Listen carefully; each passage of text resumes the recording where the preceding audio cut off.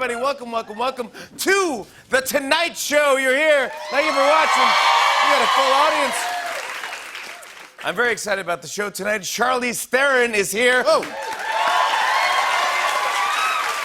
Willie Nelson is also our guest tonight. Willie Nelson. For appearing on the show, we sent Willie an edible arrangement. Not fruit, it was an arrangement of edibles. And he likes gummies. Let's get to some news. Well, guys, in a speech last night, former Vice President Mike Pence made his clearest effort yet to distance himself from Trump by saying he was proud to certify the election. Wow. This is a whole different side of Pence. Next, he says he wants to be Grand Marshal of the Pride Parade. I mean, it's amazing what's happening to him. Meanwhile, Trump can't believe Pence turned against him. He was like, boy, just when you think you know a guy that you sent an angry mob into the Capitol building to murder.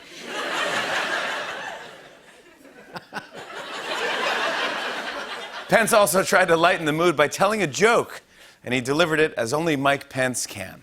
There was this farmer who decided to take his cow to market, so he loaded the cow in the truck and the dog and headed into town. But on his way there was a traffic accident. The cow and the truck went in one ditch, and the farmer and the dog went in the other. They ended up in court. And the attorney for the other driver was questioning, isn't it true that you said you never felt better in your life? He said, sir, would you like to explain the circumstances in which you made that comment? He said, yeah, I reckon I would. And the cow was in one ditch, and the truck and the dog was in the other, and I seen the sheriff. And he walked over, he looked down at that dog, it had a broke back, it wasn't going to get better. And he got his revolver out and put it next to the dog's ear, and he shot him. And again, he mercifully put his revolver to the forehead of that cow and pulled the trigger.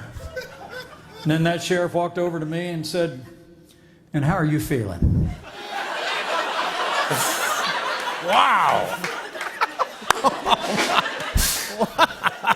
Wow.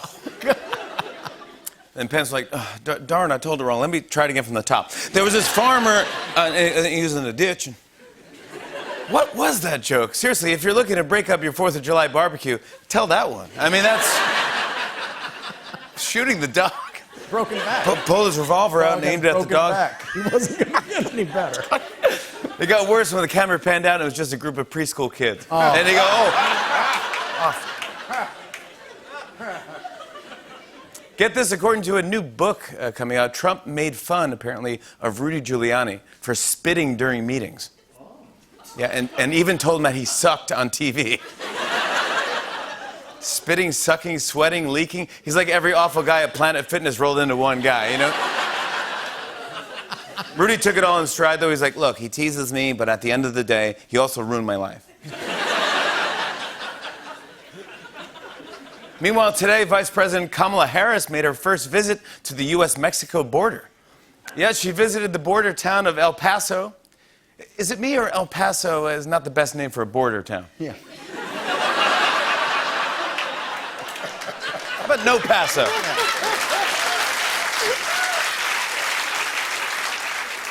Some business news. Popeyes just introduced the new I Don't Know meal for people who can't decide what to order.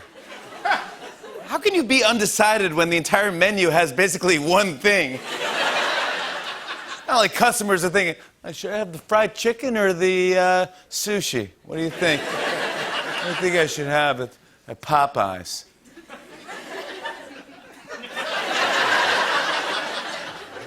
How fresh are the lobster tails? It actually, they offer the same meal at Arby's, only it's the cook who has no idea what's in it. Oh, there you go. I don't know. I have no idea. Hey, it's bleeding, whatever it is. So I don't know, it's something. Yes, sir. Hey, get this. Astronomers have identified a, quote, extremely eccentric mini planet that just entered our solar system, and it's on course to pass by Earth. It's pretty exciting, but we were curious, what exactly is an extremely eccentric mini planet? So here now to talk about their trip is the extremely eccentric mini planet. This is...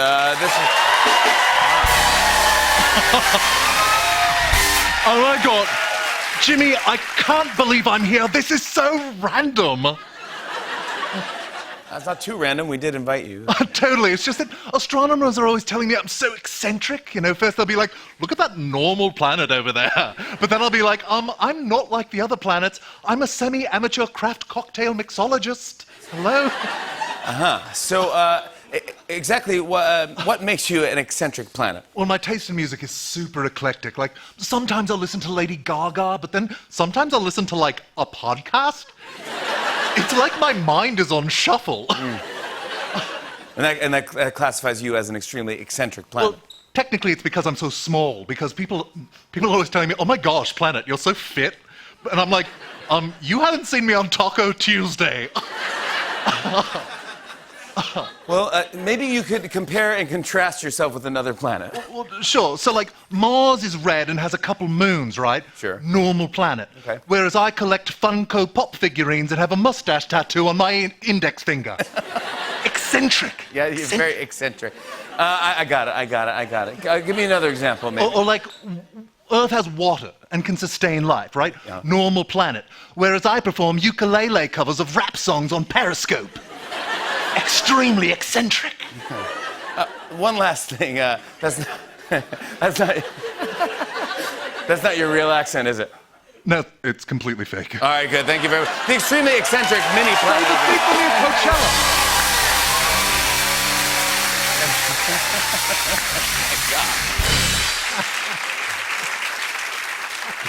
He's adorkably eccentric. Yeah, adorkably. And finally, earlier this week, police in Pennsylvania broke up an exorcism in the lumber aisle of a Home Depot.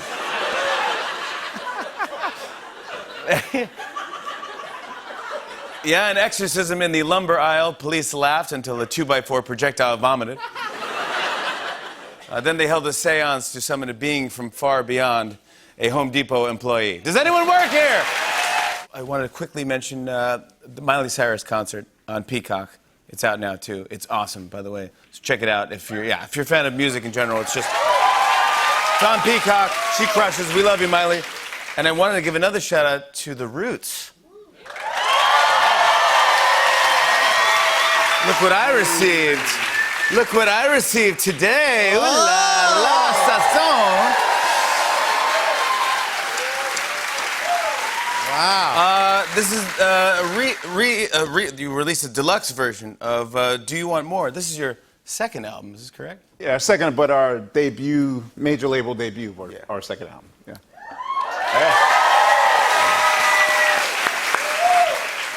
Comes with a booklet in here. Comes with 4 super 180-gram vinyls. Look at this, Jan. Come on, you don't mess around. When the Roots do something, they do it right. Look at this guy. Ooh.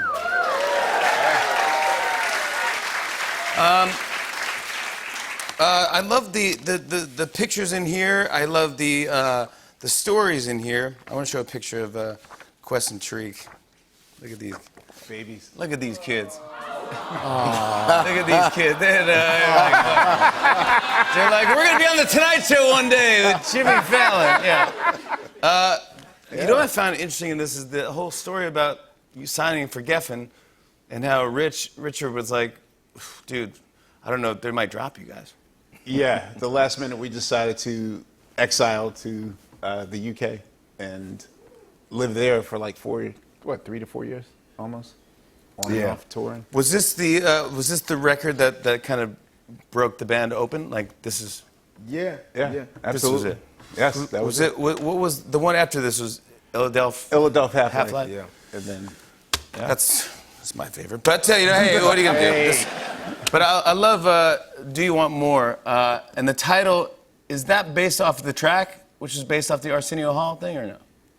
Oh, yeah, we happened to see, Arsenio had his version of like, what was like Letterman's Human Tricks things? Yeah. Stupid Human Tricks? Yeah, well, we saw jazz great playing bagpipes. Rufus Harley, yeah. Yeah. So you played bagpipes. we saw him on Arsenio Hall, and he happened to be in Philadelphia, so we looked him up in the white pages. If you remember the white pages. Yeah, of course I remember the white pages. Yeah. They still make the white pages. The white pages is great. And you found him in the white pages? Yeah, we did. We Not just in the looked yellow up pages. Rufus No, just Harley. under his name.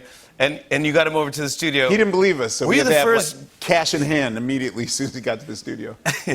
Were you the first hip hop group to ever have a bagpiper? Yes. Absolutely. In studio. Yes. I love it. And then it turned out to be the title. Yeah.